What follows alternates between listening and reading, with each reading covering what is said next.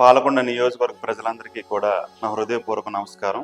2014-19 ఎన్నికల్లో తెలుగుదేశం పార్టీ తరఫున పోటీ చేయడం జరిగింది. 2 పర్యాయాలు నేను ఓటమి చెందాను. 2024 ఎన్నికల్లో పాలకొండ నియోజకవర్గానికి జనసేన పార్టీ తరఫున పోటీ చేస్తున్నాను. పాలకొండ నియోజకవర్గ ప్రజలకి, మీ అందరికీ ఒక బిడ్డగా, మీ కొడుకుగా, ఒక తమ్మునిగా, ఒక అన్నగా మీ అందరికీ చేతులెత్తి నమస్కారం చేస్తున్నాను.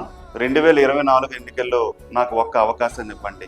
పాలకొండ నియోజకవర్గానికి ఎమ్మెల్యేగా గెలిపించండి. పాలకొండ నియోజకవర్గాన్ని అభివృద్ధి పదంలో నడిపిస్తానని మీ అందరికీ నేను హామీ ఇస్తున్నాను. నా గుర్తు గాజు గ్లాసు.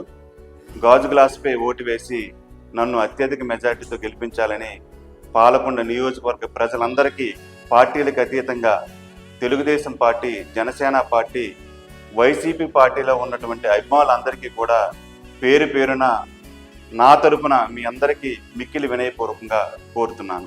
మీ నమ్మక జయకృష్ణ.